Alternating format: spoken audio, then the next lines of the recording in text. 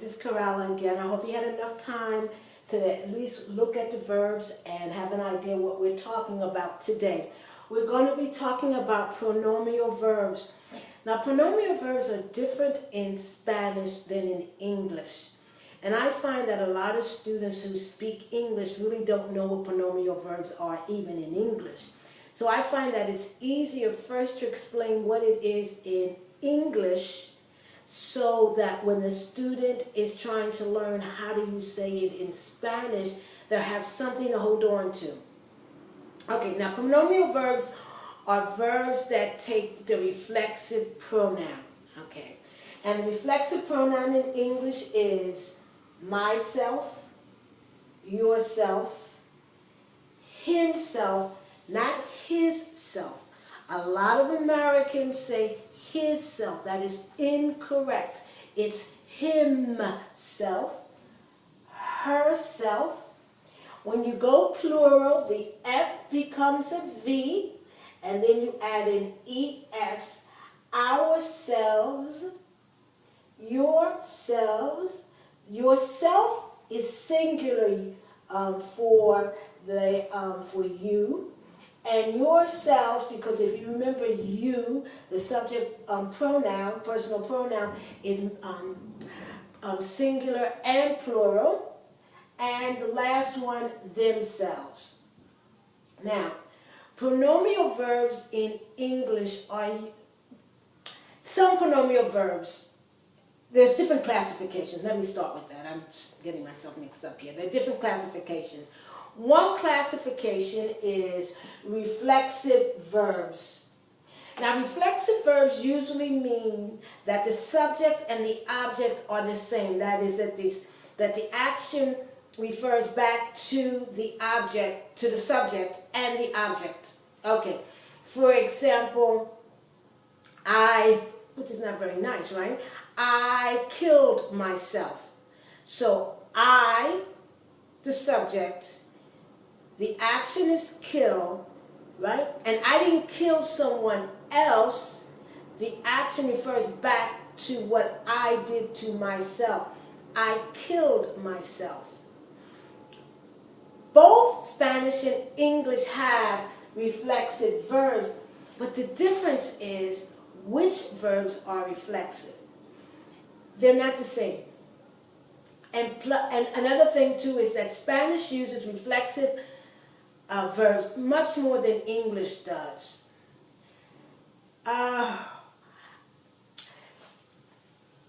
Some of the verbs that are used as reflexive verbs in Spanish, if they're used as reflexive verbs in English, there's a subtext there that the speaker, if they don't speak the language, if the speaker doesn't speak the language very well, doesn't realize the subtext. For example, in Spanish you say me baño todos los días, right?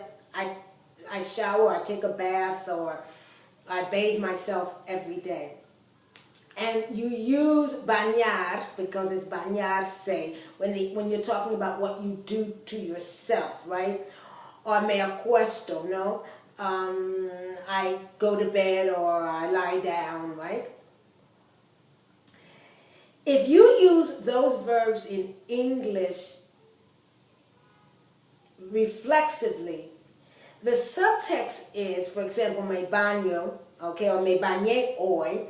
The subtext is that you don't normally bathe yourself, and that for whatever reason it was extraordinary, so therefore you want me to know that the person who normally bathes you didn't bathe you, you bathe yourself.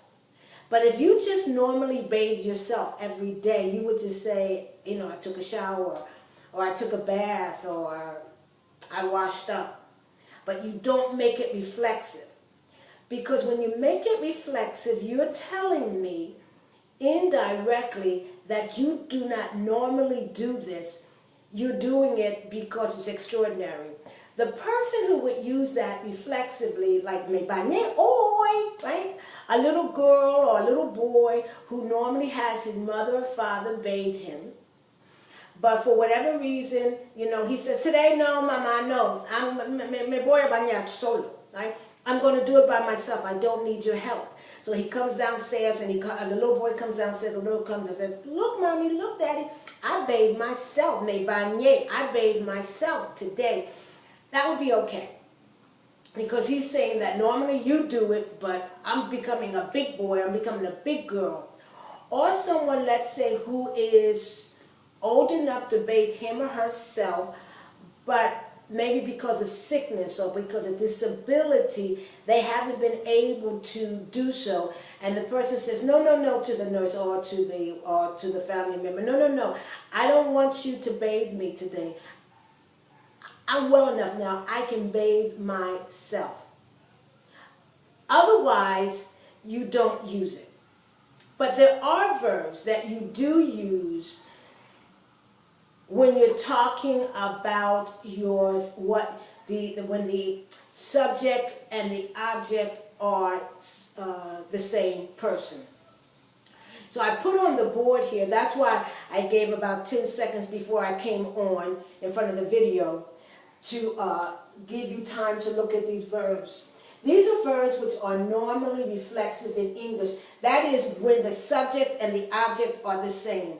And I put two here because that means it's in the infinitive form. So all these verbs are with two. So to assert, to blame, to bruise, to commit, to convince, to deny, to dirty, to distinguish, to encourage, to enjoy, to exert, to hurt, to kill, to market, to pay, to repeat, and the last one, to turn oneself in. Right? And so all of these have used the reflexive pronoun. So I assert myself. He is always blaming himself. She loves to distinguish herself. We pay ourselves. I repeat myself, and that is the truth, by the way. I repeat myself a lot. They convinced themselves that they did not do the crime. In the next video, I'm going to show you the verbs that are usually used in the reflexive, but in Spanish. And you really can't the ones that are used in Spanish and the ones that are used in English are different. And you really can't mix them up because you're saying something that you don't realize that you're saying in one language versus the other. And in English, if you use the reflexive incorrectly, you're saying to someone an action that normally is assumed to be done by the person that is extraordinary that you did it. Okay, so once again, this is Coralla Ficklin McLean at istudyguys.com or ipedience.com. There's a lot of different websites we have. We have a network. So if you go to istudyguys.com, you can enter into the network. So I'm going to give you about 10 more seconds to look at these verbs. And if you need to, copy them down. Thank you. Have a good day. Bye-bye.